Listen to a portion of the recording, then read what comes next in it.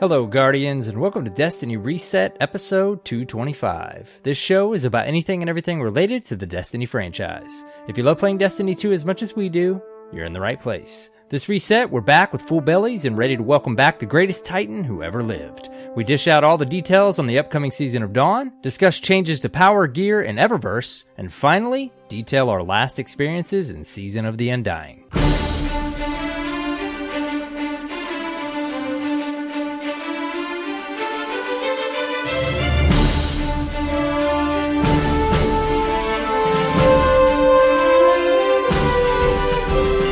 Hello, Guardians, and welcome. It's AER0KNIGHT and Mr. CyborgSasquatch. What's up, man? Hello. That's CompBorgSasquatch to you now. Ooh. Because I'm the comp god. Really? No, I'm just kidding. It's like, what I'm did terrible I miss? at PvP. I just had a fun night the other night playing the ranked playlists, if you will. Yes. Give me that taste for the Crucible, channeling my inner... Spent some time in there. So you've been in there recently, huh? Like the last just the other night. Mm-hmm. Nice. Anyways. We'll hear about that in Reset. I don't know why I decided to go that way with that intro. Hello, how are you? The comp. Just fanatic now. Yep, 100%. That's my thing now, guys. I'm going to be a PvP guardian.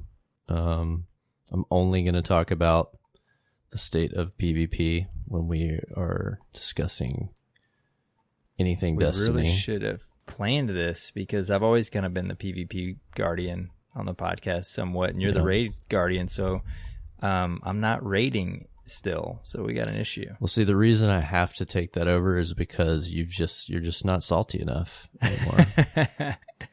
Yeah, it's just not. You're just not cutting it, and the PvP community just won't have it. I need to be less constructive and more salty. You're saying? Yep, absolutely. Okay. All right, I get that. I mean, I don't necessarily agree, but I totally understand what you're saying. So, luckily, I've got years of untapped rage to draw upon that I can really just channel into this new role. Get to know this cyborg. We weren't planning on starting this way. We're so random, man. This is good for the show, though. We really probably should add some more randomness, tangents, humor. You know, it never hurts. I think we have plenty of tangents. Yeah, maybe just the humor, maybe just the comedy. Anyways, dude. Okay, let's bring it back in. Hey, how you doing? I'm good. I'm great. It is work's just busy, dude. But we were just talking. It's kind of been a nice, slow evening week. So plenty of family time this week. What about you, man? Yeah. The same, and I had a pretty enjoyable Thanksgiving. Yes. When did we record last? Was it before Thanksgiving? After Thanksgiving? Can we keep it straight? This show. Let me look at the dates. That's right. We have not talked. Well, we haven't talked to our friends since before Thanksgiving. There we go. Okay. Yep. So Thanksgiving happened in America. It did. That's right. Yes. It's a big deal because feels like we just recorded, but we didn't. Americans are like bears. Like when it gets cold outside, we have to put on 5 to 10 pounds worth of holiday eating. Right. So it's a big transition holiday for us, and I did my part. Man, and I tell you what, it really worked out for me this year too. I don't eat a ton, like buffet. I do not get my money's worth at buffets. I enjoy it. I'm not a big buffet guy. No. But I don't get my money's worth. But every now and then I hit this little period where I just don't get full. Mm-hmm. And, I'm sure there's like something, maybe a reason. I don't know. But it happened to land on Thanksgiving this year. I ate a plate of food, and then I ate some dessert, and then I ate some more dessert, and then I ate some more dessert. I just could not get full. And I'm like, what a better day. You're in that mid-30s growth spurt. Right? Exactly. That's what it is. Yeah. I noticed I did grow a couple inches as well. Around your waist. Oh, no. But yeah, no, it worked out great. I just kept eating and eating and eating. Normally, it's just like if I go to a buffet or something, I eat like one plate, I'm kind of full, one piece of pie, and I'm done. But dude, I wasn't stopping. It was amazing. And then we started watching some movies. Went over to my sister's house and made some popcorn. and started eating popcorn. Yeah. I'm like, what? Man, what you is know what's happening? good? And this is going to sound probably silly, but I had kettle corn for the first time recently. Mm-hmm. It was just kind of mind-boggling because popcorn to me is buttery, salty. Kettle corn is sweet. And I was like, man. My mind was confused by what was happening in my mouth, but it's so amazing. It was okay with it. Let me tell you, dude, we get like the seasoning. Like, I'm not big like on sweet and salty together, but there are a few things that I love. And kettle corn, man, like kettle corn's pretty good. You get the seasoning, like you can get at some movie theaters, but we've started to think about how we can master that method even more, because when you pour the seasoning on there, if you even move your bowl much at all, you can hear it all kind of go to the bottom of the bowl. Well, we also have like spray butter. So I've thought of like, now, wait a second, put that spray butter on there and then the kettle seasoning, and it will just soak into the popcorn, and you're talking about a super healthy dish right there. Have you guys gotten the stuff to do the I won't call it homemade popcorn, but like you get the kernels and you can pop them yourself, like in the little popcorn. We have done that, but we don't do that off. Like we haven't recently. My kids love that; they're nuts over it because it's just so good. Cool. Like you just take half a stick of butter and melt it and pour it in there. Dude, I used to, super healthy. Like way back in the day, I used to just melt a little bit of butter in the microwave and I would pour it on my popcorn. But it couldn't be too hot because the popcorn will just like shrivel up into nothing. Yeah. But man, this is, here we go. Tangents. Anyways, so we were talking about Thanksgiving. So yes, I'm right there with you. I ate more food than I could normally eat, especially dessert and stuff. And it was a ton of fun. And we hosted for the first time this year, and it was nice, really enjoyable because I really like doing that. Yeah. Excellent. And we only ate about 30 minutes late, which I was pretty proud of. That's good. Because in my family, success. It's well known that if my parents are like, we're going to eat at 1, that means we're going to eat at 2:30. Yeah. Like, that's just the way it goes. But I was only 30 minutes behind, and I felt pretty accomplished. That's on excellent. top of the fact that, like, my mom got sick, and so my parents couldn't come, and so I had to take over an extra main side dish as well as the turkey, because my dad was going to come over and do his turkey because he really likes doing that, and he was like, well, I'll give you the turkey and stuff, can you handle it? I was like, okay, I guess. Never done this before, so I figured it out, and it turned out pretty darn good, and nice. I was proud of that too. I feel like I was gonna say all that on top of prepping the house for guests. I feel like as a rite of passage, I am a real adult man now. Yeah, you are there. I am the dad. I carved the turkey. I did all the things that an adult dad man does. You weren't up until that point, but you are now. Yep. I've exited my chrysalis, and the caterpillar is now a butterfly dad, if you will. You are there. Yep. Fully accomplished. Well, that's awesome, though. That's cool, though. So it was fun. New house, hosting Thanksgiving. What a great holiday to host. Yeah. And me and my son always talk about, like, man, Thanksgiving gets such a bad rap. He's like, Dad, why does everybody already decorating for Christmas? I'm like, son, they just have no respect for Thanksgiving. And he's like, I know. Why don't they have Thanksgiving decorations out? I'm like, they're just missing out. Missing the reason for the season. It's turkey, son. He knows. He appreciates how big holiday Thanksgiving is. We were talking about this. Thanksgiving was the latest it possibly could be this year, wasn't it? I think it's got to be. I don't know how the dates are decided, but it felt like the tail end of the month, you know? Right. Yeah. Usually it's, I think, 1 or 2 weeks sooner. But yeah, it definitely started to overlap into the Christmas for sure. We had our Christmas lights up already. Yeah. Well, everybody was really just impatient this year, it seems, to. Well, then it's always the weather too. Like the weekend before ended up being like the nice weekend. And too many times we've put up the Christmas lights when it's like freezing outside and we just had a frost or something. So it's like, no, this year we're going to hit that nice kind of warm weekend.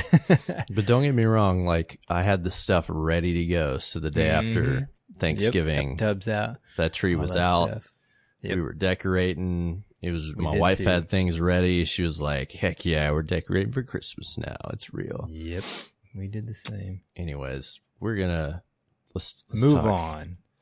Let's get excited about the dawning or something instead. Yes. We don't have much to talk about this episode. Either that or we have a lot actually to talk about this episode. There's a couple things. There's just a few. Just a couple.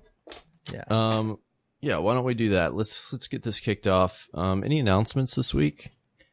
No, I don't think so. We are getting in the emails and such from the Game to Give stuff. I don't know if you want to throw out a little something about that, just a reminder, but we'll be pushing through that and continuing it. Yeah, one of the next upcoming episodes, I'll do the shout outs and we'll announce the winners of some of the giveaways, and we'll be reaching out to you to schedule some of the incentives that were won.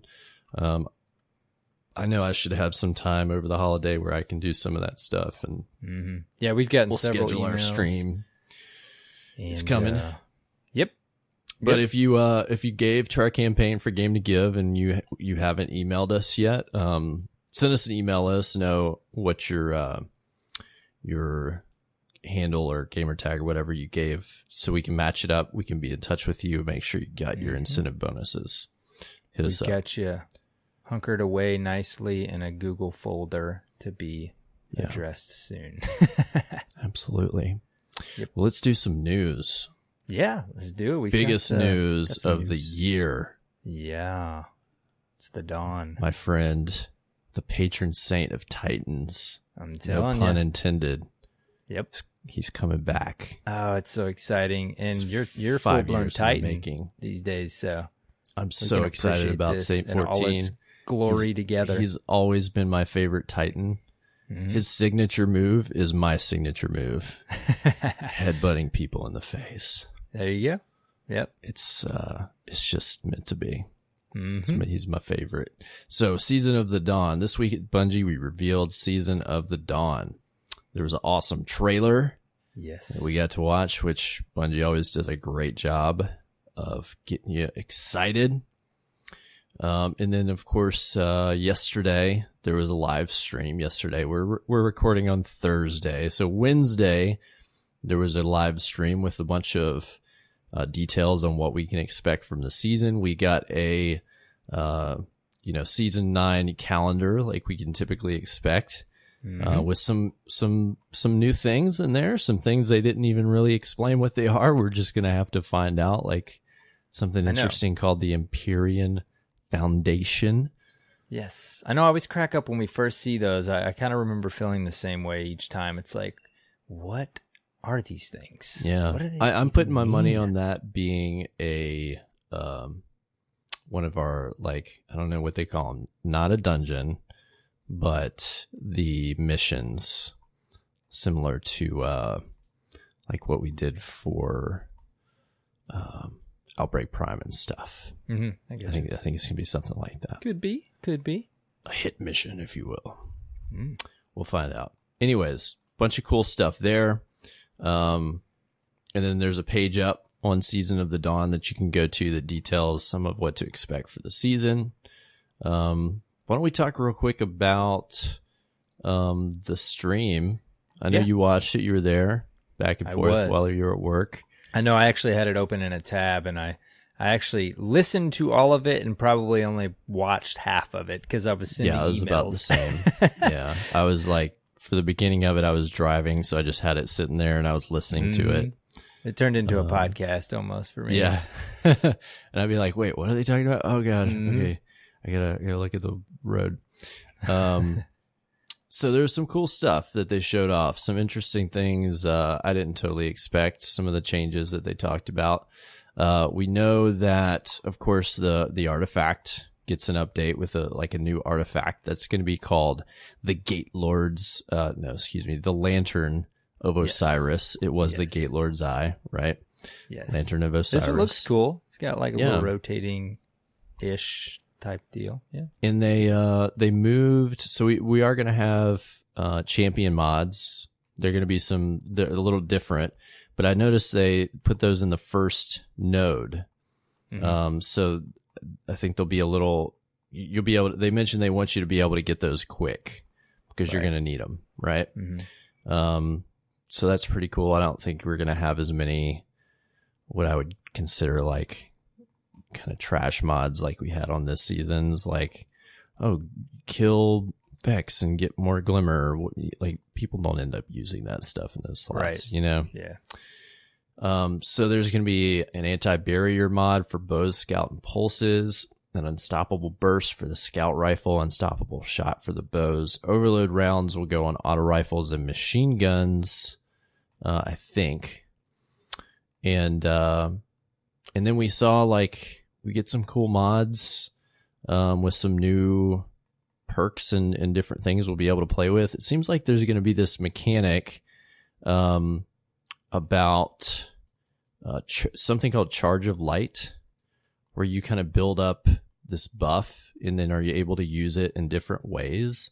Some of them might be like doing increased damage to enemies. I'm looking through, you can use it and consume the buff with your finisher to basically, well, actually, no, you complete the finisher and that gives you the buff. Like, there's different ways to get it and then there's different ways to use it. Kind of interesting. Right. So we'll kind of get into that when the season comes out. So a lot of this, it's easier to talk about it when you do it. But interestingly, some of the mods have negative stat values attached. For instance, like -10 discipline or -10 resilience or things like that when you equip them. So there will be some risk reward, that's something I kind of always expected out of Armor 2.0, but never saw out of anything. And so I think it's interesting that they're going to add that so that there's a kind of a draw to equip these, but a downside as well. Decision. You know? Yeah. Give you sort of a decision to make, like we see in some other aspects. Yeah. Yeah. And then we've got a new 6-man activity. It's going to be called the Sundial. A lot of people are comparing it to the Menagerie. Right. I know the mechanics are going to be different, but there are going to be, I think, at least 3 rotating bosses that I can see, as well as they did mention a hard mode, which I do appreciate that we're going to get that compared to what we got with Vex Offensive. Like, at least there's going to be different bosses with different encounters.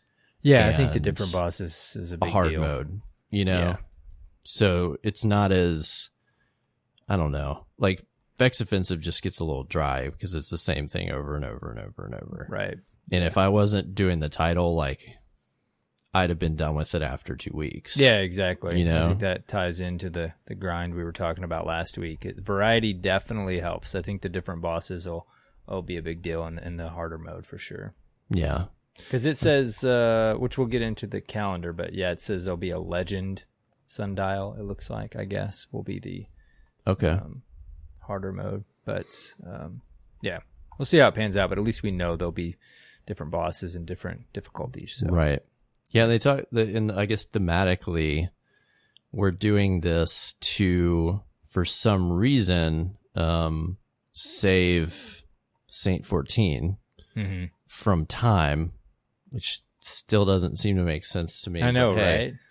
Time's broken, all right? We're going to fix time, whatever. Just roll with it. We're on Mercury. Osiris. I'm just confused. Like, for a minute today, I'm like, wait, is this just going to be like a flashback mission, or are we actually going to alter some things? Like, what exactly? What's interesting too is I noticed, and I've seen other people bring this up as well, that in the trailer and in the stream and stuff, you actually see 2 different versions, almost, it looks like, of Saint 14. There's one where his armor looks one way, where it's kind of like smoother and more sleek, and then there's another picture that we saw that looks like him maybe in a cutscene, and his armor is more developed, a little more weathered, and has like these big spikes on his pauldrons and stuff. So my guess is that we interact with him at different points on the timeline. Yeah. I hadn't seen that yet. That would be pretty cool. Yeah, I gotta look at some of the pictures. It's interesting. So it'll be cool if. I noticed it, yeah. But I'm willing to bet he's not gonna stick around. I think we're gonna bring him back to do something, and then send him back into time or something. You know what I mean? Because he's dead right now. Right. In our timeline. He died. He lived before us. But the whole thing around the Perfect Paradox mission is like he says that you made his shotgun and gave it to him when he was younger and inspired him. Mm-hmm. So likely we're going to make the Perfect Paradox shotgun. We're going to forge it. We're going to give it to him to do something, send him back into time where he moves forth through his timeline. And then we see him again later in our timeline from the past, but the future. And I'm going to twist your minds. The mission on the thumbnail for the calendar says "Save a Legend," so it's just interesting. I don't know. You gotta save them, guys. Maybe we're gonna alter time. It's entirely possible. I don't know. If you want it to, if you believe it, if you believe in yourself, you too can alter time. I mean, I have basically my guardian has been inspired all season of The Undying by Saint 14, just glowing out white and purple. I haven't been running the Saint 14 helm all season, but I look a lot like Saint 14, so maybe I'm just Saint 14. So Dimji, I think, posted on Twitter and he said, all right, for the launch of the season, everybody put on the emblem and the ship. I saw that, yep. Because there's both. And I am running my Zavala ship, so. Okay. You're going to have to get out your gray pigeon because that's the name of the, if you have it. I think it was an Eververse ship, if I'm not mistaken. I actually was just thinking today, did I pick that up? Yeah. I haven't checked my inventory yet. Go check it out. So a bunch of really cool stuff in the stream. They talked about, there were so many things that they talked about. That we are going to get some new exotics, and we saw some preview of those in the stream. The weapons look pretty cool. It looks like they do look neat. The scout is kind of the season. There's a scout that's a season pass related exotic. It mentions a couple of exotic quests. There's one that looks like a fusion. I don't know. We don't know what it does yet. But it appears to be an exotic fusion rifle. And then there's, it's debated, but people think exotic sidearm. I'm going with sidearm. It could be a SMG. Could be an SMG, but I'm going to go with sidearm because it does look why like not? A sidearm. Yeah. Never know. And who knows what else? Yeah. One of the interesting things they talked about was the Armor 2.0, and how that fit in with the mods. Apparently you'll only be able to slot this season's mods into, this upcoming season's mods into the upcoming season's armor. So the mods that come from the artifact, you're not going to be able to install into armor that you have right now. Yeah. I'm really confused by that, and I feel like it undervalues any grind that you've put on this stuff all this season. But is that the final slot that you'll use these? The final slot like on you'll the armor, use right? those. So your artifact, right? Like where you'll put your special abilities and things that you'll get from the artifact. So I guess I was thinking about it in a way, if it's an extra slot and that's where you'll put it on this season's armor, I guess we'll see the effect of that next season when we can't do it anymore, but it'll still be an extra slot, right? So will it seem like we're really missing out on or have inferior armor? Well, you know what I mean?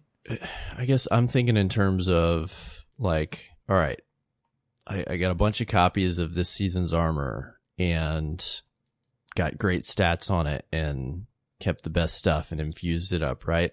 New season starts, it's worthless for anything that I want to use the new mods on to put those, install them and use for in-game activities. I have to use the new stuff and grind that out and get the goods. Right, I see what you're saying. rolls. So like you know season 10's armor, if they do the same thing, then all of the armor for season this 9's armor won't be any good for next season. You know, so ahead. Yep. It similar for me to how the power grind was this season, knowing that like with the pinnacles and everything, like knowing that cap was going to be raised soon, it kind of de-incentivizes me to be interested in grinding that stuff for like really good, like, all right, I want to keep this armor set for good. Like, this is the one. Let me put a bunch of materials and masterwork it and do this and that. Like, there's no reason for me to invest any time or energy into this stuff past what exactly I need in that moment, because it's within a couple months, it's not going to be worth anything anymore. I'm going to have to go to the new thing.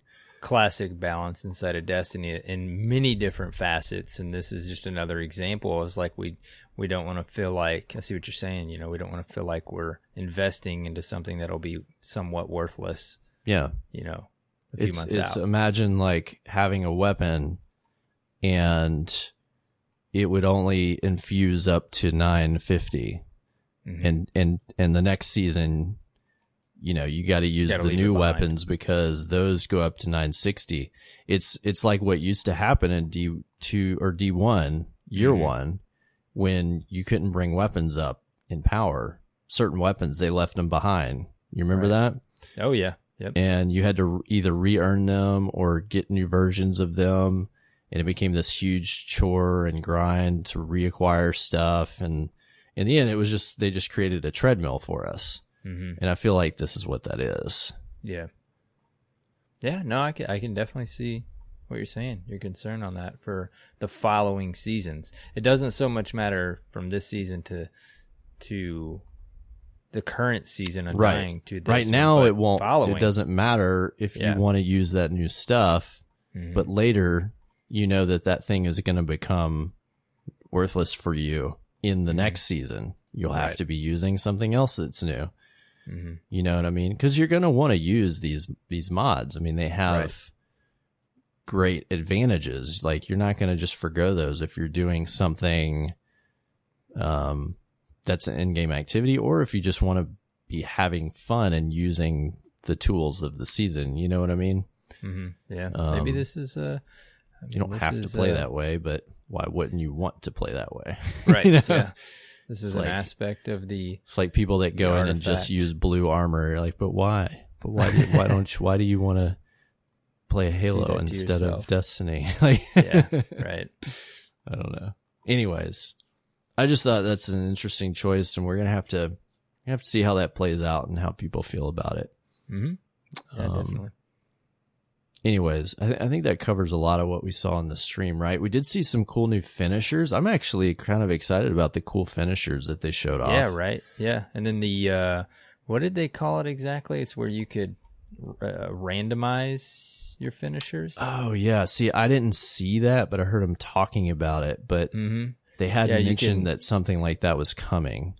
Yeah, I think I saw it after the fact, and I think it's just like a selection you make in that slot, and it just allows you to, it cycles through your multiple finishers. It's a random, nice little, I guess you could call it quality of life for the finishers, because it's always nice to have multiple. Mix it up. Yeah, so anyways, that's cool. I figure we could... I guess go over just Season of Dawn in general, and then we could talk about our thoughts instead of doing it after the stream chat, because I definitely have some thoughts after the stream. Overall. But anyways, we can roll into the season specifics and then talk about that if you want. Yeah, what else we got to talk about for the season here? They show off page, of course. Yep. And on our calendar, we've got, we know we've got some events coming for this season. Of course, the Dawning is going to be pretty quick around the corner, December 17th. We'll have Iron Banner coming back. It shows off when we'll see the different bosses in the Sundial. when we see a couple of different exotic quests. And then Crimson Day is returning February 11th, so that's exciting. Crimson Day is confirmed. That's the mode we were looking for. Yep. So there'll be plenty of fun stuff. Yeah, that's okay. It's always fun. I want to before I forget. I did find it interesting that technically the stuff's gonna start launching the 17th. Like you said, the 17th, not the 10th. So like on the 10th, the start of the season, we're gonna get the pretty decent sized patch, and I guess we're gonna get. I'm guessing there'll be a quest, and probably something in the sundial will kick off, I imagine. Yeah, I would assume the sundial. And then but the next reset, like things start changing up a little bit, I guess. Mm-hmm. Which, in all honesty, like I thought about it for a minute. I'm like, I think I'm okay with that because that'll kind of give us. Because remember back many seasons ago, it kind of gave us like that buffer week. It was weird because you couldn't do certain things. But I think this will be fine because it'll give us kind of a buffer week to settle in with the patch and maybe, the few things that do launch, and then everything will launch the following week. But it is kind of weird because it's like season 9 starts on December 10th, but the calendar, many of the things start on the 17th. And obviously they got that big thumbnail on the 10th and the sundial's there and what's free and what's season pass. But I just thought it was interesting. That multiple things, and even on top of that, the dawning is also immediately. I wasn't expecting it. I mean, it makes sense. Obviously, it's a week before Christmas, but it's just interesting how quickly we make it to those certain events that we're used to at this point. Right. Yep. Things keep moving. Yep. Oh yeah, and then also it looks like PvP mode elimination will be a fixed mode. Again in the Cruci, so I guess it'll be on the director somewhere. I'm curious if it's going to be a competitive activity, for glory. I mean, that would make sense, but I guess we'll find out. Right. Yeah. So They said they have taken feedback from the community and are going to release a version that takes into account everybody's feelings on things. So you can look forward to heavy spawning every 15 seconds. I kid. But season pass is $10, of course, if you don't have it already. I think, when we look at it in terms of what you're going to pay, like it seems like a pretty good chunk of content. Just if you're throwing down, all right, this is $10. Like, I'd pay $10 for that. Yeah. I think a lot of people.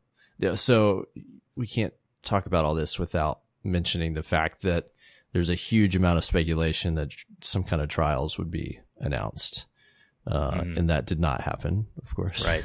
Yeah, I know. It's instantly was just rumblings in the community because, it's like they actually said that trials is on hiatus indefinitely. Definite hiatus. Yeah, and then they just had those hints, and it's like, like 9 was italicized in the Luke Smith's post, and he had another little hint in there, and then that just gets us rumbling, and it's like, okay, all right, it's us. I mean, we just got ourselves excited, if you will. But that's always what happens, right? It is. It really is. And I mean, I was even, sitting in the stream and I'm like, all right. And I think the other piece of it too, though, where the legitimate concern comes from the PvP community is they've vocalized this renewed focus for PvP. Mm-hmm. And then you come out of that stream and it's like, we got some new maps. Rusted Lands is coming back, and Elimination which will be I am a excited node. Rusted Lands is coming back. Yeah. I love Rusted Lands. Right. I do too. But, when you think PvP is the new focus and you come out of the stream for the next season and it seems very similar to the previous season, heavily PvE. Yeah. We got one map, and I know there's more maps, but Rusted Lands coming back, and Illumination will be a permanent node. We technically already had Illumination. They were testing some things, Crystal Labs, whatever.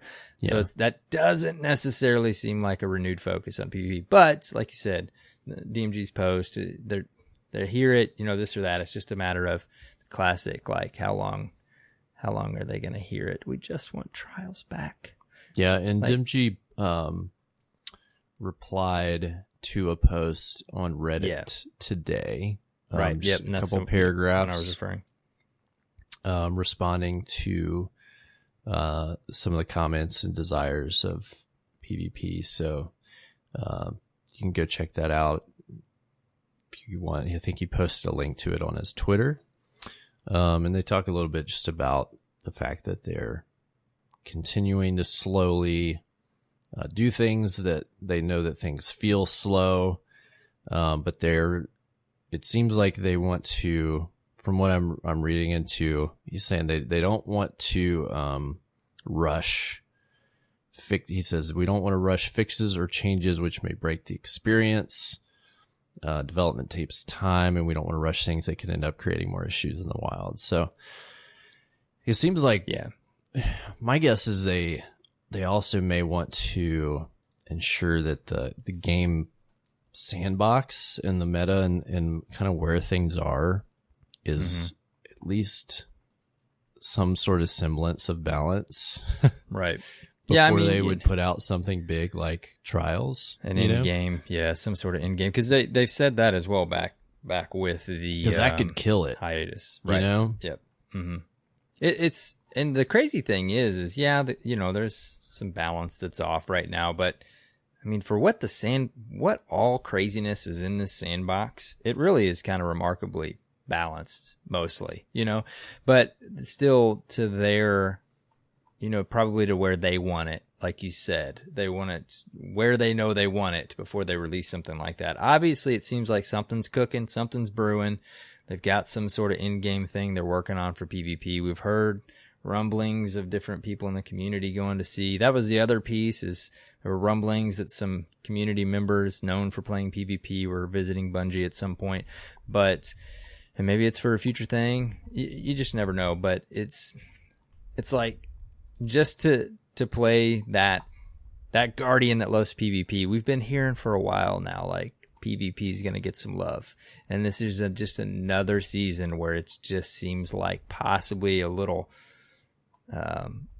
not even half of the game. It seems like here's a node of elimination and here's a crucible map. Mm-hmm. But at some point it's time to deliver, right? So I don't want them to release a busted mode either. And it's one of those things, like a delay of a game. Take your time, but man, can it be before too long? Like some sort of in-game PvP activity. There's always next season. Right. And not next, for but literally the following one. Right. I know. So, we'll see. Anyways, I totally get it as a PvP guardian. I'm very patient, but it is starting to hit that mark, right? Oh yeah, wait. I'm supposed to be doing my job. I am angry.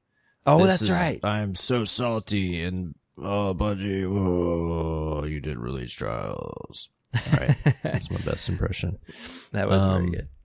No, I'm not trying to throw shade at anybody. Just goofing around. It's one of those things, man. It's like, we understand, but okay, sometime soon, please, can we get some sort of in-game PvP other than I'd like to see rank? It just as much as anybody. Yeah, because I want to see. It's until the most recent future, it's always been a really big part of Destiny. Right. And so not having that around it's foreign, Mm-hmm. Yeah. And I mean, Bungie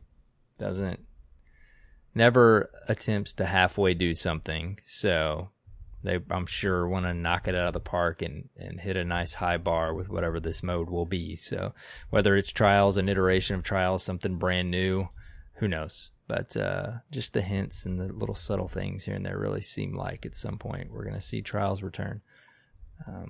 But not yet. We'll see. Not yet. Easy now. Easy, Guardian. Chief.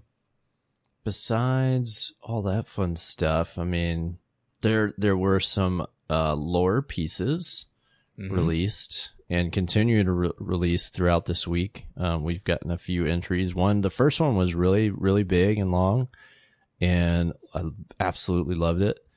And it's all seems to be all from Saint 14's perspective. and including different people that he's encountered along the way. Right. Osiris was really in the cool. one today. And it's kind of fleshing out some of the parts of his life that we've only been able to guess about. I gotta say, man, I think it's Jonathan Toe that has done a bunch of work, and he was in the stream, and he is just so hyped up about Saint 14, and he was like, Saint 14 needs you. He needs your help. And just like looked at the camera. I was like, yes, this is awesome. He's super excited, and he's a great, he's done a lot of great writing for the franchise, and I'm excited to see what they've put together. Yeah. Yeah. I had tweeted about this, but when the trailer came out, like immediately 3, 4, 5 of the different like writers, ex-writers that have left and going on to other places, they're all like tweeting out this stuff like they're so excited for this season. I'm like, oh, this is gonna be good. There's something good. This is gonna be great. Yeah, it seems like it's really setting up. I'm looking forward to the story and story-wise, seeing. This is an opportunity for them to a little bit to kind of make up for some of how Curse of Osiris went in terms of story.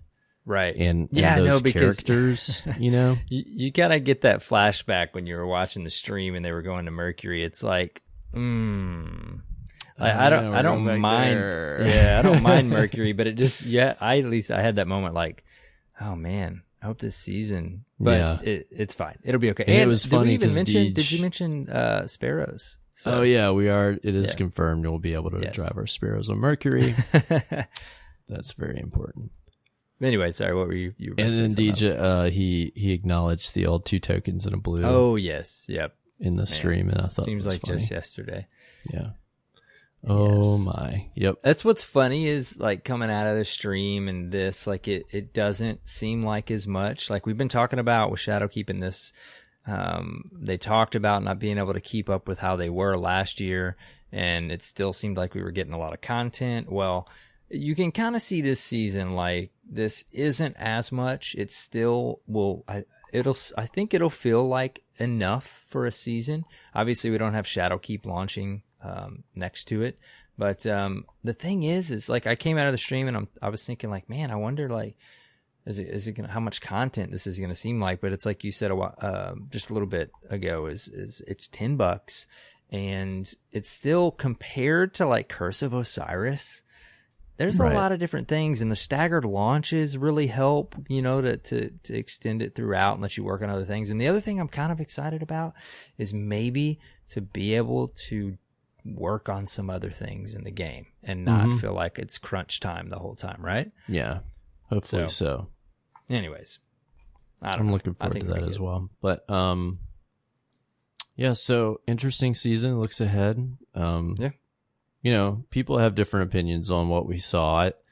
I don't want to judge it until we have it and we're playing the stuff and we know how big or small it feels. Seemed light, right? I mean, I had that thought of like, you know, they weren't doing the streams for a while, and I really kind of had that thought where I was like, you know, maybe they could have done this just via a blog post or something. But I think, you know, we're at a point where they want to show us stuff, you know, and if the stream seems a little light, I mean, it was 45 minutes of content and probably more of the developers than we've ever seen in one stream. So, I mean, that's cool, right? I mean, that's neat to see. It's nice to hear from them. It doesn't have to be earth shattering for them to come on and talk to us and show us things. And I like hearing their design philosophies and like what they're trying to do and why a thing is a certain way, and hearing the developers talk about that stuff. I like hearing them be excited about what they do. Right. It's just it's turned into more of that, right? Yeah. Then back in the day, it was a DLC and they showed us everything. Now things are staggered. Like they can't show us everything. So it's more about kind of getting to know them, like you said. And DG even mentioned, he was like, look, we're not going to show you everything today. Like we're going to leave some stuff for you to find. We don't want to show you every reward. We don't want to show you and I think that that's important too. Like leave some things to the imagination a little bit, like leave some things for us to find. that was a complaint that I used to have was yeah, like, you did. they showed everything off and then there's like nothing to look forward to, or there's nothing to explore and find. And so I'm down with how they did things. I'm totally cool with it. Yeah. I at least know just generally what to expect out of the season, and that's good enough for me. You know, I got the bullet points, so I know what we're going to be up to, what kind of stuff we're going to be able to play, and that's all I need to know. I mean, I already bought this, so you're not selling to me. Yeah, right. You know? Same. Yeah. It's just I think that's a good way to look at it too. Yeah. Like that's the key. I even came out of that stream, because we're so used to streams. We're still kind of used to that, the way they used to do streams. And I was like, man, like, how excited am I about this? And it's like, well, I only really saw like 5% of what the season's going to be, 10%. Right. So, yeah. No, I think it's gonna be good. I think I'm most excited about the new weapons and stuff. Yeah. Like I don't know why. I just was like, that weapon looks fun, and like new exotic weapons always get me excited. So I'm on board for that. I'm always on board for that. Well, that's pretty much the news that we've got so far, unless something crazy happens in Destiny between when you hear this and when we record. We've got you covered this week. The season's wrapping up, of course. I guess let me go back through our TWAB here. There was, you know what we haven't covered. Is the preview for the patch. There's we've already heard some of the tweaks to the solar subclasses coming. We did see they had a series of tweets today showing off some of the gunslinger changes that look pretty cool. Did you see those? Yes. Yep. Those look fun, man, especially that throwing knife. Oh my gosh. It was getting the Destiny heavy throwing Twitter knife community buzzing a bit. And then the trip mine knife, if you will. I don't remember what the name that they have for it is, but that looks pretty dope as well. Yeah, that stuff looked great. So I think they mentioned as well, over the week or the weekend, they'll be showing off some clips of some of the other changes. We haven't seen those yet, but we'll look forward to seeing them when they come up. But some of the other quality of life and other things that they detailed here in the TWAB, an interesting one is that the exotic engram and the faded engram have been collapsed into a single new exotic engram item. So essentially, from what I can read here, exotic engrams are now going to work with the functionality of faded engrams. This is, in Destiny history, this is a huge deal. Right. Because essentially, when you get an exotic drop, you're going to be guaranteed to get something new unless you have everything. Dude, all right, don't let me get too like back in the day here, but we did that last episode, or apparently I think I did. I mean, that's huge if you're a new player, or even a returning player that just has a bunch of stuff you don't have, because you'll get exotic drops in the wild now. I mean, I'll see one once every week or two, and I'm like, ooh, shiny yellow, nice. And for those to have a built-in like duplication protection, if there's new stuff, dude, that's huge. Oh yeah, I'm pretty sure we've had multiple combos over 225 we have definitely talked about that problem, about duplicate exotics many times, especially when things were more punishing and there was a lot more to get. I mean, when you play for a long time and every season you get the new stuff, it's not as big of a deal because exotics drop a lot more generously than they did back in the day, right? I mean, it used to be you could go a year or two and not get an exotic that had been in the game because, well, no duplication protection. And then there were so few sources to get them. So now you can get that stuff in the game a lot more directly. You'll be able to buy those from Zer just the same, I'm sure. Buy an exotic engram from him probably and get that dupe protection. And so that's a pretty big deal right there. Yeah. Shouldn't be overlooked.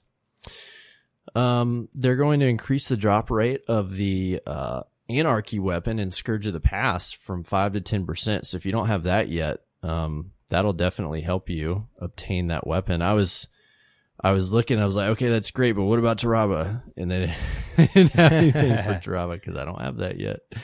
So maybe eventually they'll buff that some more because that's what I need. Yeah, I mean, we got another one coming up here that's similar to that. What I was going to say is what seems like their new focus or goal is to tweak old content to be more friendly, if you will. Yeah. We'll see it again here in a second. Yeah. So moving along, we are going to see a change to the powerful and pinnacle reward caps. I will admit I called this one wrong. I definitely called it wrong. I was expecting a plus 50 raise on the standard power cap, but we're only going up to a 960 on the powerful reward cap, and then up to 970 on pinnacles. So not a big power climb this season. Right. Yeah. No. I mean, and they did hint, who knows where, but I'm pretty certain they hinted at some point in something that 50 was not really going to be the amount anymore. I think like they felt like that was too much per season. So now we will see. Of course, you'll see the benefits from your artifact. You know, it's going to be reset, and you can dump XP and get the power bonus.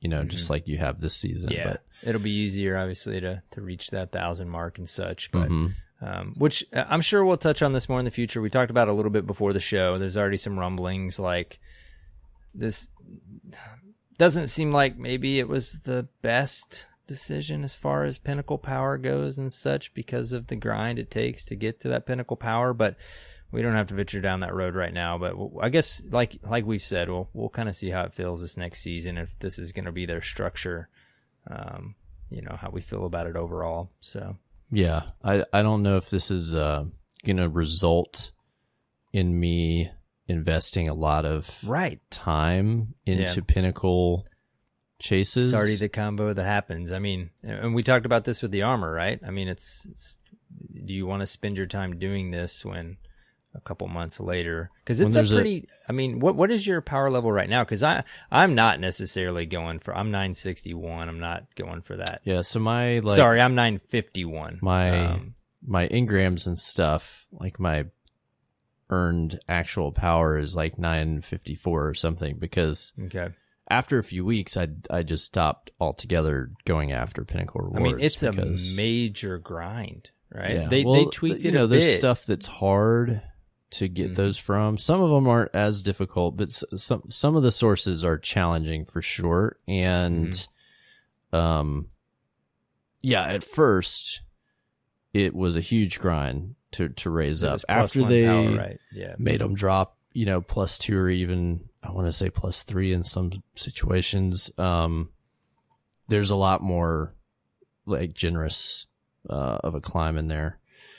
And so it's not as tough, but I don't know. I just, as close as to the new season as it was, I just didn't see the point. Like, and that's just me. I'm not doing the 980 Nightfall every week or doing the nightmare hunts on all that and that stuff, because I was doing other stuff. This season coming up, like I may get into that stuff, and then maybe it will matter. So I don't know. A little more time, but yeah. It's just a classic balance, right, man? Like, you don't want to spend, you got to prioritize. Maybe we'll have a little bit more time this next season to do that. But the pinnacle grind is something that I wrote off pretty quick. Like that wasn't going to be something that I was going to pursue. But I didn't really expect it to be this. I didn't expect them to go this way with it. Just bump it up 10 on both.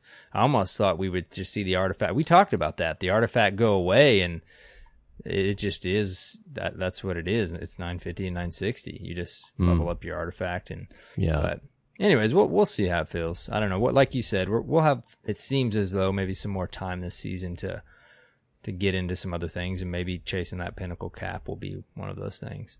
Yeah, for sure. So, well, the other thing to consider is like, so if the first cap going up to 960, if you hit that a lot quicker, then that also gives you more time to engage in the pinnacle stuff that we didn't have this season.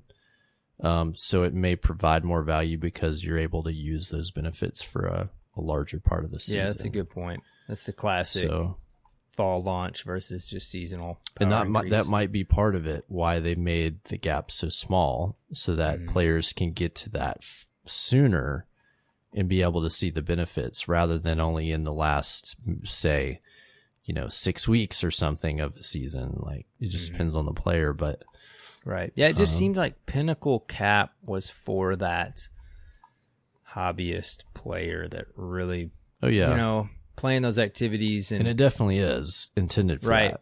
Right. And it seems like this, I don't know. Maybe this makes it more accessible. Maybe it doesn't. I don't know. We'll just have to see how it pans out. It's one of those things I don't necessarily think needs to be. And maybe, I don't know. You got a good point. Maybe it's not necessarily that it's making it more accessible. Like you said, we're just going to have more time to invest towards it, maybe. So, which ultimately will make it more accessible. But you know what I'm trying to say. Mm-hmm. I do. So we'll see. I don't know. Yeah, so we'll after the season, into the season. Let it play out a little bit. There's already plenty of conversation going on about that one as well. Yeah. Just a couple lines in the TWAB.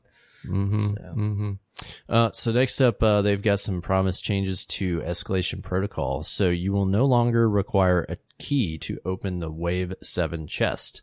They're going to remove those keys from the game. Each time you open the chest, you will get one piece of EP armor for your character until you have the full set. After it's acquired, you will get a random piece of armor. All these escalation changes and such, if I only could have had these back when I was chasing Wayfarer. I know. But obviously, that was But you can still get the title, right? Yes, you can. Yeah. It just took longer. I mean, I got Wayfarer back in the pre any of these changes, but these aren't really quality of life changes. This is their new model. Like they make it more, I guess, player friendly for you to be able to go back and grind these things. Maybe a little bit easier, quicker, draw you to it versus some of the when it initially dropped. So, case in point, like I did not get the armor sets on my other characters. I just got it on one because how long that would have taken. Right. This way, like I could just go in and get the full set in a night of play. And the Warmind armor sets for EP, by the way, are like some of the coolest in the game, in my opinion. So they're definitely desirable. Nice, So now I want to go get them and complete that part of the collection. And even if you knew it was the case, there's something about finishing that Wave 7 and you couldn't open the chest. It's like, ugh. You're like, oh, okay, great. Man. I either didn't plan properly or this stinks. Yeah. Well, and being only able to get one piece of armor a week is not a great reward. You're not going to feel great about that after it's said and done. And EP is one of the, I think the community agrees overall, is one of the most well done iterations of an activity like that. So it's still fun. I mean, it's a blast to play. Yeah, especially after the changes were made. I think it's held as kind of a rubric for other stuff. Like, all right, well, how does this stack against EP in terms of rewards, like bosses, like how fun is it? Right. Like everything is just kind of compared to that. Into. Yeah. Same thing. Menagerie. It's like, all right, this was good. Now we compare everything to that, And I think that's just going to continue to be the case. So those changes to EP, weapon drops are still the same. They're what they call cumulative stream boss drops. So the more times you kill a boss, the more of a chance you have at getting the weapon of the week to drop. Weapon mods. The cost of slotting a weapon mod has been reduced from 5,000 glimmer to 500 glimmer. That's definitely needed there. So I appreciate that, because when you're doing like different nightfalls and swapping weapons around and you're trying to put different weapon mods like the anti-barrier and this and that, like it was getting costly when I was doing that master nightfall one week. I was burning through some glimmer. So this is a good change. You can burn through it quick. That's for sure. Which, I mean, the cap is higher now, and I haven't run out by any means, but I would get low and be like, all right, let me go. I'm going to make some money here. What do I need to do? Right, yeah. Plus what you get in the season pass, you just bank that, or it's I a did substantial too, amount too. Yeah. I banked like all the glimmer I was getting, and I would just go pull it when I got low. And that was handy for sure. So with bounties, there's a number of changes to gunsmith bounties, crucible bounties, a whole bunch of quality of life stuff there that you can check out in these notes, and there will be patch notes with the patch you could read again. Here's a big one. I had mentioned this a few weeks ago. We got a buff to Thunder Crash. Yeah. So increase the base damage from 2,700 to 3,200. Pretty nice little increase there.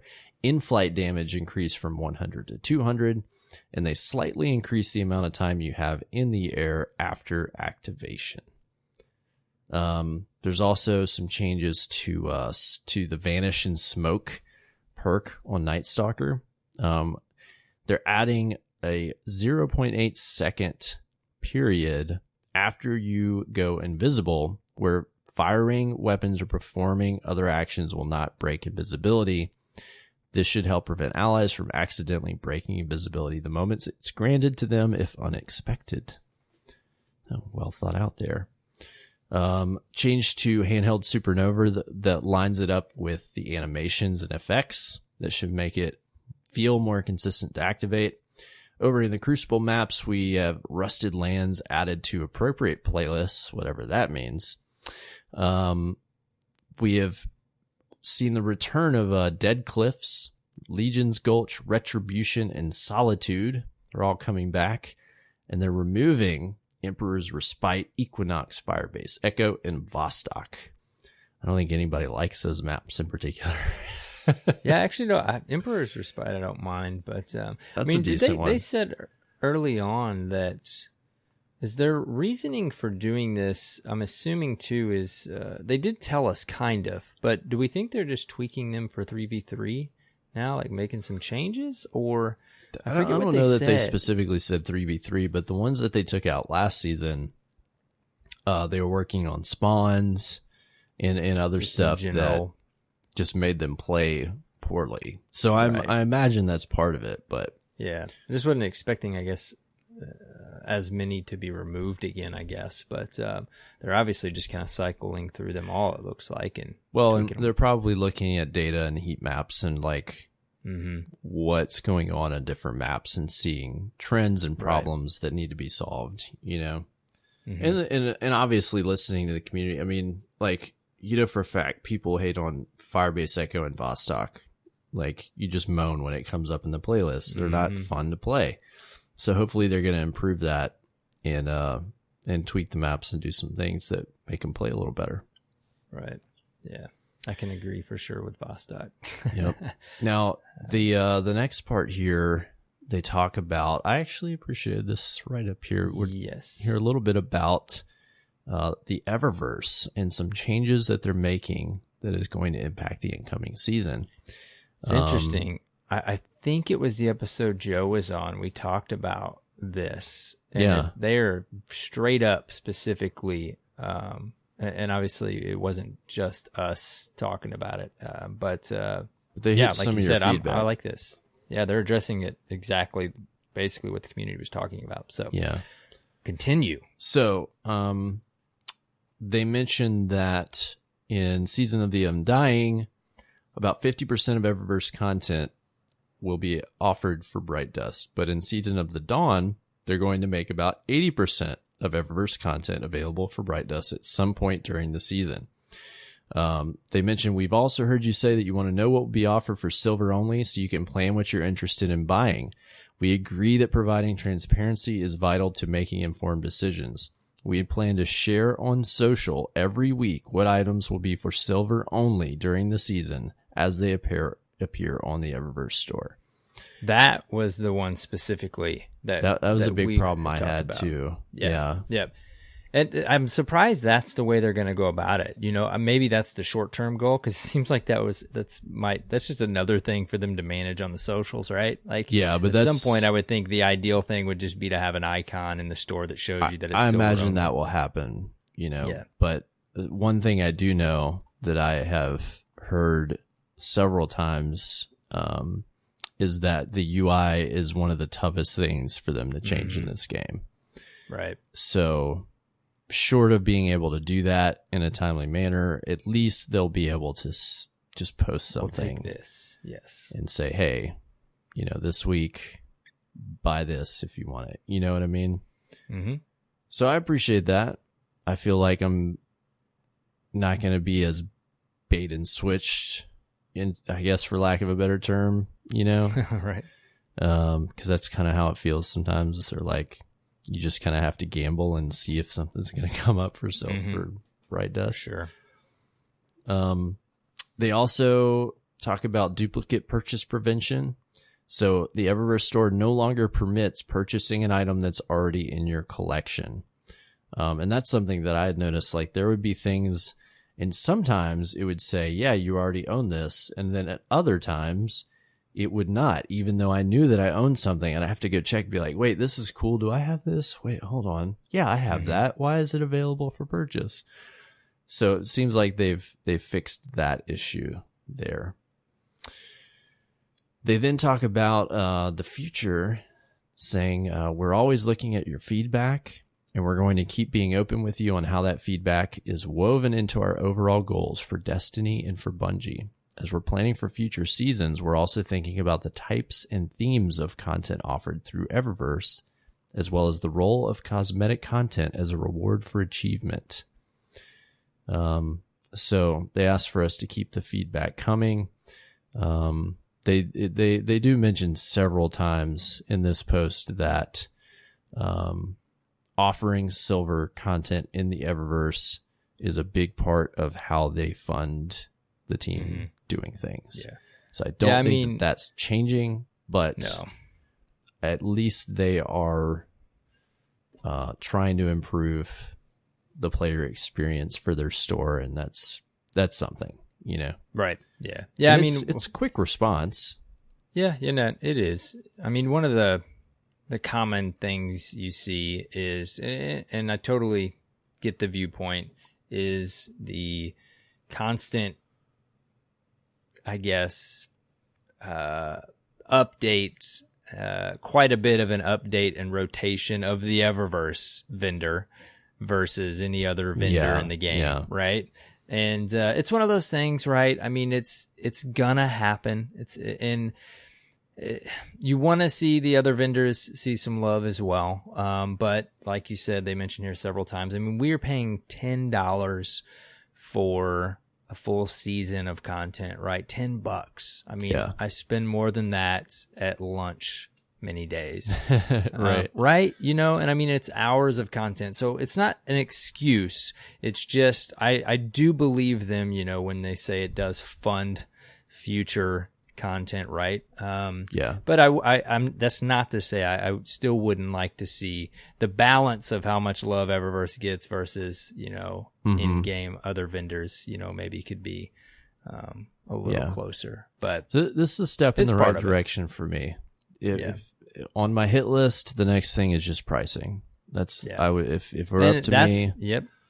That's what I'd like to see addressed next. That's the thing, is like Eververse has never, even through all whatever, Eververse has never really bothered me. I don't buy much from Eververse. But here's the thing, like I've mentioned, like my son and I are playing Minecraft.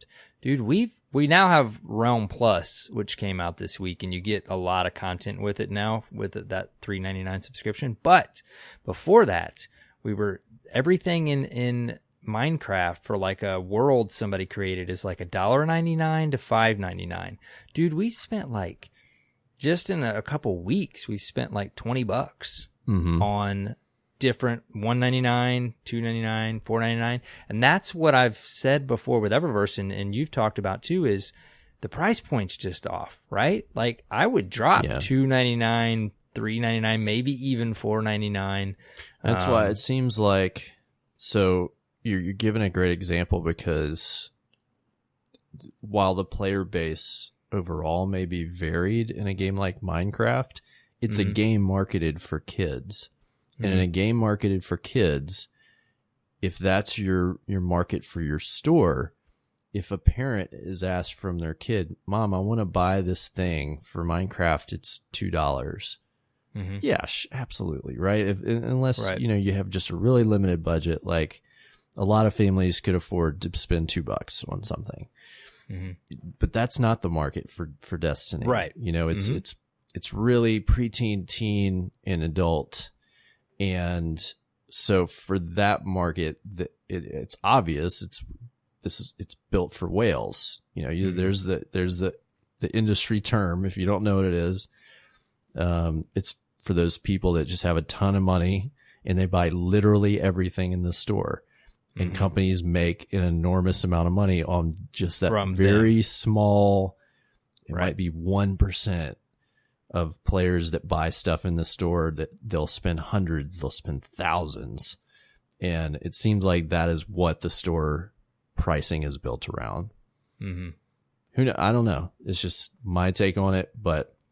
Well, it's just funny because, and if that's the case, then it's irrelevant, right? But, from, just my player perspective, well, like I said, we spent $20. I will spend more when it's affordable.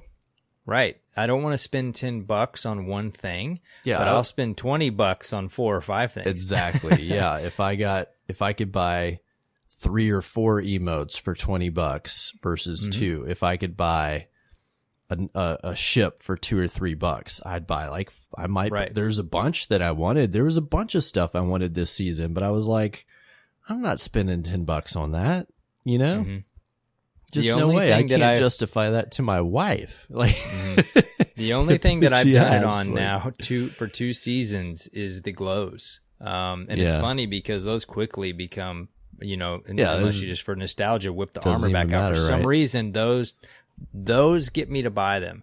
But everything else, it's like, nah, I'm good. It's just I don't want to. I'm good. I'm okay. Yeah. So, anyways. This is an interesting conversation. This stuff, though, this is good, though. I like to see. You never know when the Eververse is the topics in the TWAP, but how the community is going to respond. But this stuff is, like you said, pretty quick responses, and it'll be nice to be able to differentiate this stuff. So yeah. Well, next up, they talk about they're on December 10th, the digital deluxe edition of Shadowkeep will no longer be available. They mention with Season of the Undying almost over and Season of the Dawn beginning. The less value you'll be able to derive from the offering that includes all the seasons we're deploying. So they're going to stop selling the bundles. So you've got a few days left to grab it. It's 25% off at certain retailers until the 10th if you want to pick that up, which basically gives you one of the seasons for free almost, like the current one. You know what I mean? So you're getting a good deal for the money. Moving on in Destiny player support, they remind everybody, Season of the Undying is ending. So a bunch of stuff is going to be unavailable. If you haven't picked up Ariana's Vow or the quest for the Catalyst, you'll want to grab that before the season comes up. It will be available through, they use the term alternative acquisition paths. Yeah, no, that one did throw me off. I was like, wait a second, I can't do the Catalyst quest? I put that down quest, way down on my list. But you can't obtain the quest if you don't already have it. Okay. All right, that makes sense. Yeah, that made me do a double take too. At first, it was like, wait, are you serious? But then you just have to have it. You'll be able to continue it. You just can't pick it up new. So that's important. Even make sure, I don't know. I guess it's account wide, isn't it? Yeah, I think that quest is account bound, not character bound. So of course all the Vex invasion stuff goes away. The Gatelord's Eyes, seasonal artifact, power bonuses, and then season specific triumphs, seals, and titles. So question removed. Real quick. Lore. There's one lore book that they mention here. Which is the Vex one, correct? The Vex Offensive, I'm assuming. Yes. It's tied to the Vex Offensive bounties. It's called Last Days on Kraken Mirror. it's one of the best lore books they put out. If you don't have it, go grind out some Vex Invasion bounties, because it will no longer be obtainable when the season's over, and it's a really cool lore book. I think I still need 2 entries. It shouldn't take you long then, because you can get those pretty quick. Gonna have to do that. Yeah. So that's a big one. That's not it's not typical. Well, I had like a little panic moment for a second, because I'm like, wait, all right, maybe I'm not ready for. I thought, I had told myself what's going away. Yeah. I'm like, hold on a second. That one they just sprung on us, I believe. That hadn't been mentioned until I think just this TWAB. Mm-hmm. So make sure you grab that. It's a really cool story. One of the only stories that we've gotten that detail like the events leading up to and that close to the collapse, which is really interesting stuff. Mm-hmm. They're also doing something that will allow you to disable clan invite notifications in game on PC. Players on other platforms can expect the feature to arrive at a later date. I guess that's a problem. I know that's a problem for people that that stream and stuff, because people can sit there and troll you by sending lots and lots of clan invites, and they pop up, right? And it's really obnoxious. So I'm sure this will help for those more affluent guardians. And yeah, that's the gist this week. We've got a couple cool movies of the week worth checking out. Go look at those, and that's the TWAB. That is the TWAB. That's the news. The news is done. And that's the news. AER0KNIGHT, how was your reset? Thought you'd never ask. What are we like? Let's take a look here. Hour 16 in, it's a heavy news week. My reset, man. I said last week, I've been keeping you guys up to date on this. I would be interested, among everything else we've talked about, we always like to hear from you Guardians. You'll learn how to get in touch with us if you don't already know when we make it to the discourse. But I'm interested to see if other Guardians have those gaming breaks, like one time a year where they just kind of take a break from games, because I thought I was coming out of it last week, but I didn't. I had at least another 3, 4, 5 days where I just watched some stuff, ate a snack, and went to bed. I'm just out of the grindy. It's not just Destiny. It's just like I'm playing Minecraft, and that's basically it. But I think I played some Vex this week. All right, Vex Offensive. I basically just decided, like, yeah, I'm good on the title. I'm going to grind out some Crucible, see if I can hit 55. I'm going to continue to, I'm going to work on that over this final weekend of the season. But I played some Vex earlier this week, and I think it was on just my second run, and I'm like, man, I just don't feel like doing this right now. Like and it's not Destiny. It's just like, I just don't feel like grinding Vex right now. So I think I turned it off and just watched something on Netflix or something. Maybe I just wore out. I don't know. It's been really busy at work. Maybe that's part of it. But anyways, I think though, just like in the last day, I was playing some Vex last night, I believe, played some tonight actually before we started recording, and I'm getting that itch back. Like, it didn't just seem like I was running around shooting things mindlessly. Like, I was enjoying myself. I was completing bounties, and I was getting the old fusion out. You know what I mean? Like, I kind of could feel it. I'm coming out of this gaming break that's lasted, I think, at least a week longer than it ever has before. But here's the other thing we talked about before we recorded, and I don't know how many Guardians are in this boat, but the only thing I can think is, as I told you, I played a lot of Crucible at the start of the season, probably at least a good solid month's worth of mostly Crucible. I'm only at like 74 on my season pass right now, level 74. I don't know how many Guardians are in that boat. I had to sit and figure out why I'm not at 100 yet, because I haven't not been playing for that long. It's only been 2 or 3 weeks that I haven't played as much as normal. But that basically has become my goal. I have 2 goals to try to hit 5,500 before Tuesday and to hit level 100 on my season pass. I was like, I feel like a noob because early on I was like, oh, this will be easy, you know, and the time that I play, I'll hit 100. It'll be no problem. And then before I knew it, I'm sitting there looking at it like a couple weeks ago and I'm like, wait a second. This might turn into a little bit of a crunch time just on the season pass. So I don't know. Maybe I'm like one of few that haven't hit 100. I mean, I've played.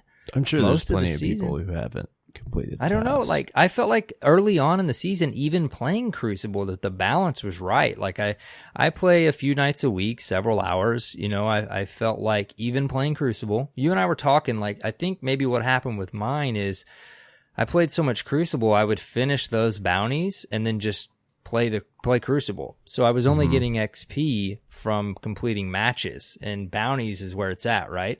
And I think maybe that's what happened with me. But I don't know. I'm interested to see if other Guardians, where they're at and this or that.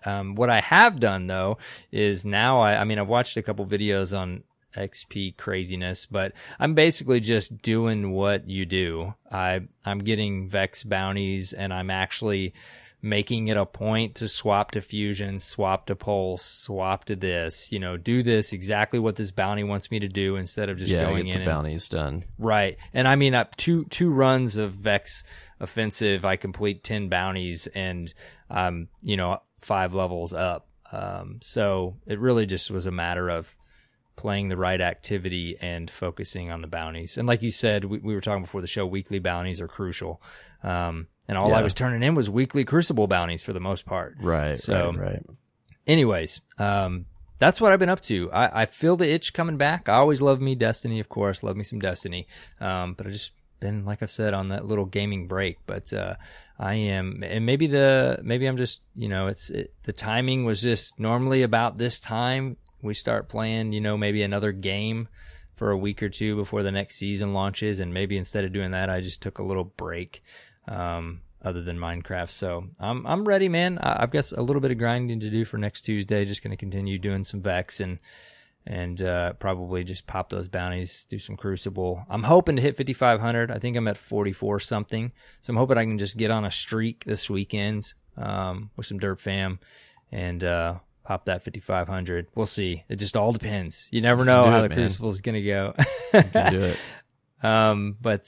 Yeah, so that's what I've been up to, man. We've been playing Minecraft.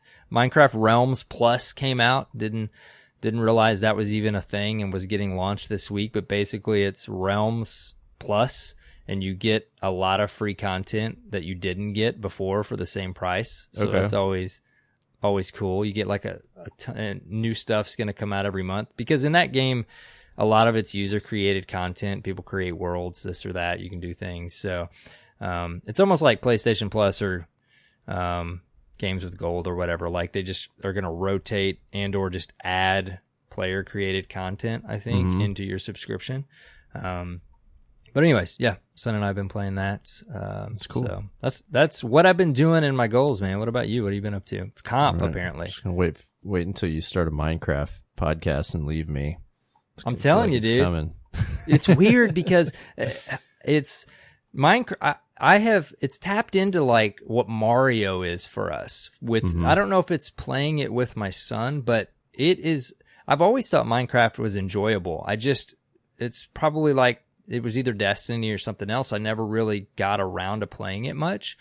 And now I am with my son. And I think it's just a combination of that. And it's a fun game and there's depth and the graphics are just fun, you know, right? It's got that Mario, it's not Mario graphics, but I just mean it's got that like base, fun, memorable experience, you know, that he's experiencing right now, like we would have with Mario or something, right? Yeah. And that piece of it and the fact that the game's just fun, it's just, it's a blast, man. So who knows? I mean, if you get on it with your son at some point, maybe we'll have Minecraft reset as well. There we go. Even though the game doesn't reset. But anyways, tell us about your comp, dude. I want to hear about some comp. We're going to find a way to reset the game. Oh my gosh. Yeah. So out of all the things that I've had to do this week for this stinking title, such a grind, man. and I'm. Did you get it? Not yet. So I'm like, I'm literally just almost done with the Vex invasion stuff that I have to do, and so the last, I think maybe 2 things I'm gonna have to do is finish up getting medals for Randy's throwing knife and the medals for the Gambit ritual weapon, because that's what really takes the longest. So I have, all weekend to grind those out, and I feel like I can get that done, and then I'll be done. But the most fun thing I did this week, I think, was go in and play some of the competitive with a couple buds. Nice. That are much, much, much better at Crucible than I am. And so I won't use the term carried because I carried my weight, but we had a lot of fun, and I started out very poorly and kind of played around and got warm and put on, some weapons that were working for me on the right maps and started to have fun and kill people. But I will say this, what I did was extremely cheesy. I put on Wide Mask, I put on Jotun, and I just was that guy, and I'm sure that I made some people really mad of some of the things that I was doing. But the thing about it is, man, especially when you get to a certain level, you got to play the game. Just was not going to spend all week working on that. Well, it's like I go in there with a sniper, man, and I'm already at a disadvantage. I mean, and I won't say disadvantage. I mean, sniper's my game. And I go in there for a reason because I enjoy snipers and I've played with them for a long time. But I've been very tempted and played the shotgun rushing game, with One-Eyed Mask. And it's just, it all depends. Sometimes you just got to do the thing, right, to get on your streak. Yeah. So, yeah. So we had fun. But my highlight, and it was, I want to say it was our last or one of the last games that we were playing. Yeah, it was. It was the last game that we needed for me to get the glory that I needed. And we were playing on Widow's Court. And it was we're playing survival, of course. And we've got the last player standing, me and this other hunter. And so I'm in the where heavy spawns, right? I don't remember what that zone is called. And I'm pretty sure the capture point used to be there.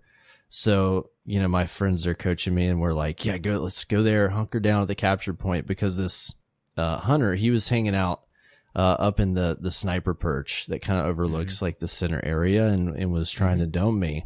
And so I'm hiding behind the wall, waiting for the capture point to spawn. And then it spawns, and that's not where it spawns. It spawns in front, right in front of that little sniper perch up there that everybody likes to go to by that crumbling building. And so I'm like, oh God, I've got to get to this capture point. Luckily, I've got my super and I'm running bubble on my. I don't know why I swapped a bubble. I was like, maybe I'll need to capture a point at some point. I had not used bubble yet in the entire play session. They were like, do you have bubble? I was like, I do have bubble. So I slid and slowed and snuck my way. I went up the stairs all the way around and through the alleyway with this guy trying to snipe me, and got to the capture point, popped my bubble, right? And so I'm like, oh, I got you. What are you going to do about it? He jumps up and does a blade barrage, pops my bubble, and then kind of looks at me as like, oh, you're not dead, and starts to shoot me. Warm up my Jotun, pop, kill him, game, set, match. It was so fun. It was just the funnest thing to do. And the real play was just getting to the point, because he was trying so hard to kill me along the way, but somehow I managed, and that gave us, it was on match point. I didn't mention that, but I'm not good at telling stories. Hey man, no, that was good. That's always exciting in those Crucible matches. I love it when they get up on that perch. We call it castle, I believe. Yeah, and I love it because I got a sniper, dude. So they're it's open season for me whenever they're up on that thing.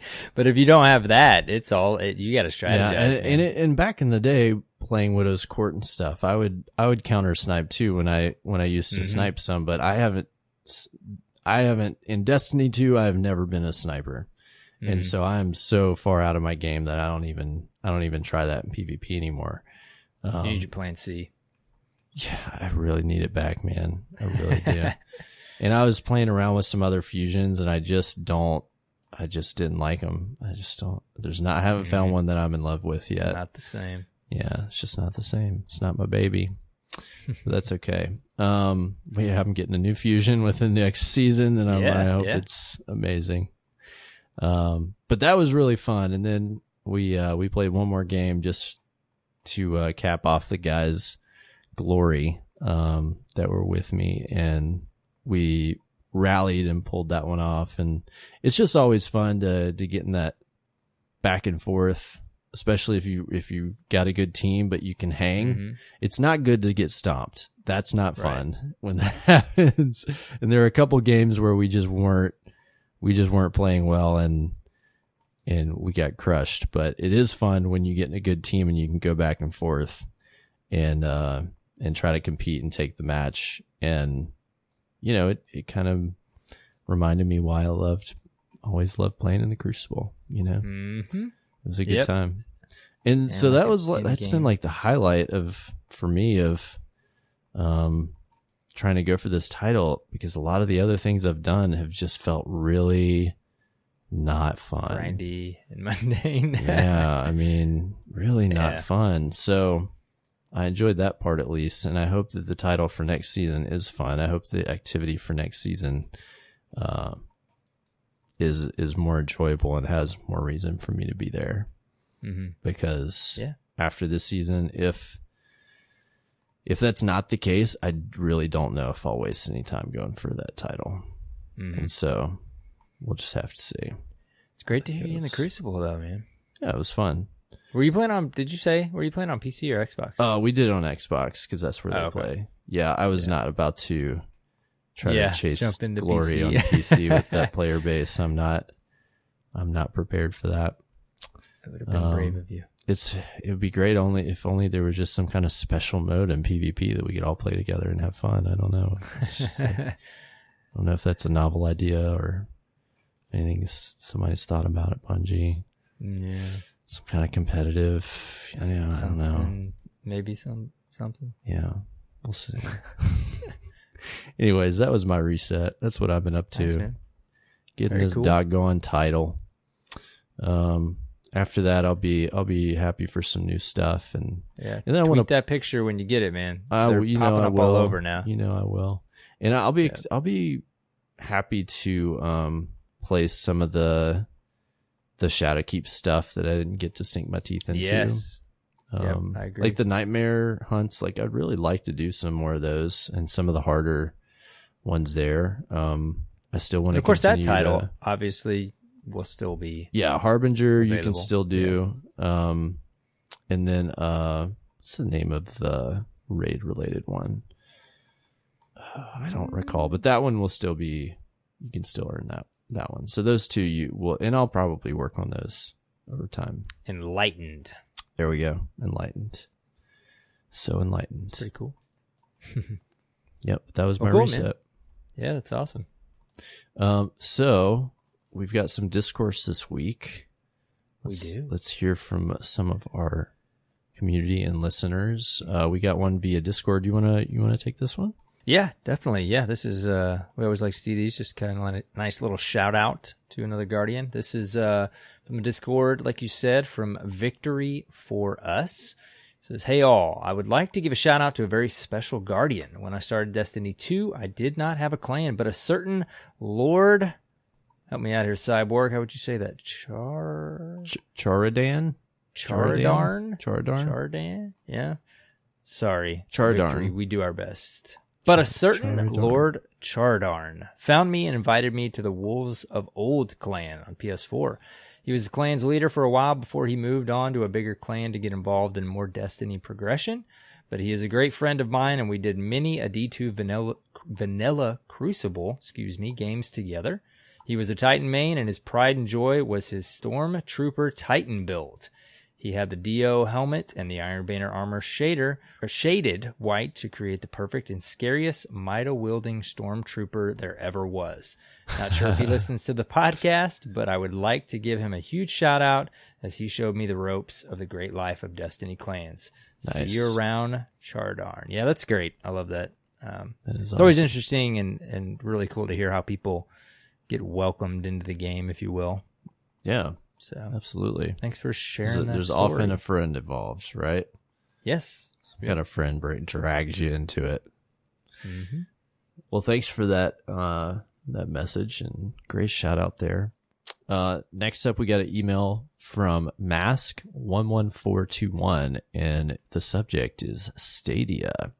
Yeah, I was hoping we would get something, man. I think it was last episode we asked for some Stadia info. Yeah, so great. He or she writes, listening to your November 28th episode while at the office. I've been playing on Stadia for about a week now. Started on PS4. I quit after Curse of Osiris. Went back on PC when Forsaken came out. Came back again during Opulence. Been playing since. Did the whole cross-save and migration with Steam and now on Stadia. Mainly so I could still game at the girlfriend's on the weekend. On the Chromecast Ultra, it's flawless and looks gorgeous. The controller is great. A bit more resistance in the sticks than PS4 or Xbox, with a bit more weight than either of them, which is a nice change. Running Stadia on a hardwired connection through the Chrome browser, the graphics take a bit of a dip, but that seems to be something to do with the browser, and they are aware of it and will be tweaking things. I run 300 megabits down, 150 megabits up speed in Canada. The odd thing I've found with it so far is I've been reaching for Stadia over my PC, even at home, this last week when I felt like playing rather than my PC. It's at the same desk, same monitor, just swap the inputs over to the Chromecast Ultra. Hit me up if you guys have any more questions or want me to try anything with it in particular, and give feedback or impressions on it. So it seems like their experience overall has been decent, which is good. Good for the player population over there at Stadia. I know, you know, different people have different experiences, just like every platform. Some people might have a terrible experience on Xbox and others will not, you know. Right. So you got to take everybody's experience with a grain of salt, good and bad. But I'm glad that similar. Like this scenario, like for them to be able to, like when they're at somebody's house, like staying away from home on the weekend and be able to pull this up, like that's where this kind of platform shines, you know. Like you don't want to take your your console when you go on a trip. You can have, you know, Stadia or whatever with you. That's pretty cool. Yeah. I mean, that's I've seen similar reports. I've watched a couple of reviews and some content creators I follow, and you know, there's some input lag depending on your setup, similar to you know, obviously graphic like Mask mentioned, and then some input lag. But the thing is if you're playing PvE, I mean, at some point several years ago, I got to the point where I play like a foot away, 2 feet away from a 1 millisecond monitor, right? Because I play a lot of Crucible. But if you're playing PvE, I mean, you can play on a 50-inch TV 10, 15 feet away on your couch. You're going to have some input lag, right? So if Stadia cannot be too far from that, I mean, you can do pretty much anything you want to do in PvE, hopefully, as long as, like Mask mentioned, the graphics don't take too big of a dip or anything like that in certain different scenarios, browsers and such. But I don't know, man. I mean, I guess at this point, it really just depends on if Stadia is going to stick around, right? It's super early, but I don't know.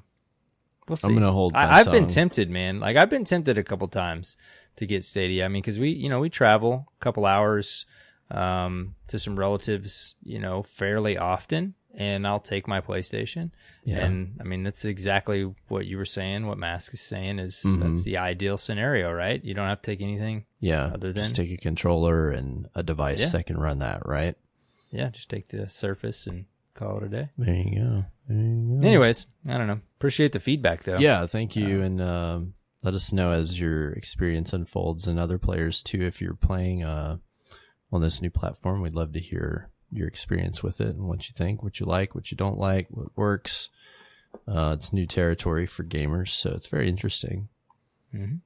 Yes. Okay. Well, that's our Dirt Fam Discourse for this week. If you have something that you'd like us to talk about on the show, it could be something like this. You're giving feedback on something we've talked about, a shout out for something awesome that you've seen happen in the community. Just send us an email if you like, destinyresetpodcast@gmail.com. You can send us a speakpipe, speakpipe.com/destinyreset. Or you can head to our Discord channel. It's called Dirt Show Questions in our Discord server. You can post there, and you can give us your prompts on what you'd like to discuss. And that seems to be really popular now and really accessible. So thanks, everybody that's sending us questions for the show and stuff there. Yeah, Guardians. All right. Next up's a part of the show where we give shout-outs to our Dirt Fam patrons. Do we have any new patrons this week? Man, dude, we got some patrons. We got some, we pinged some old messages, got a couple of those wrapped up, and we got several new ones. So shout outs to F2K3 Pookie, Tito, Dot Fortune, old school Dirt Fan name there, Donk 2015, and Nipron. I love these names, man. Yeah, Donk. it's great. Thank you, Guardians, so much. It means a lot of new patrons there. So thank you so much for supporting us. If you don't know what a patron is, go to patreon.com/destinyreset. For as little as $1 a month, you can support the production budget of our show.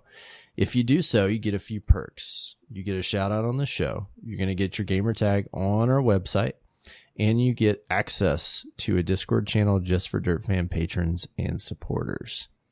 Thank you to all the Guardians who continue month after month to support the show or have done so in the past.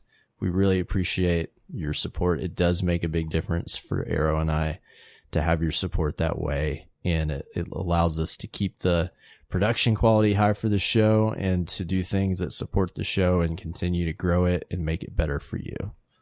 Mm-hmm. So it also allows us to have a subscription to a backup audio service that just saved the show more than once already. So. It has. So we appreciate it. Yeah, absolutely. Yep. All right. Well, hey man, where can people find you on the internet if they want to chat with you or see your hot takes? The usuals, Twitter and YouTube at AER0KNIGHT with a 0. What about you, man? Perfect. You can find me as well on Twitter, at CyborgSasquatch. You can find us on Twitter on Destiny Resets, our handle there. And then you can find us on the web at www.destinyresetpodcast.com, which is your source for all things DRP, including links to subscribe on your favorite podcast app of choice. Don't forget that we are on Spotify now, as well as Podbean, which a lot of people are utilizing there and have enjoyed that platform. And then Dash Radio, we're still live there. I think like 4 times a week. If you're listening on Dash, we don't often get to do it, but let me give you a shout out. Thanks for listening.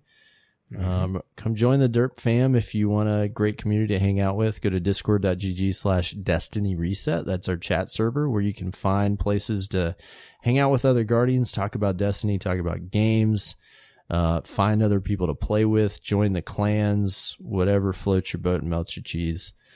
We've got a pretty cool community that you can be a part of. Very much so.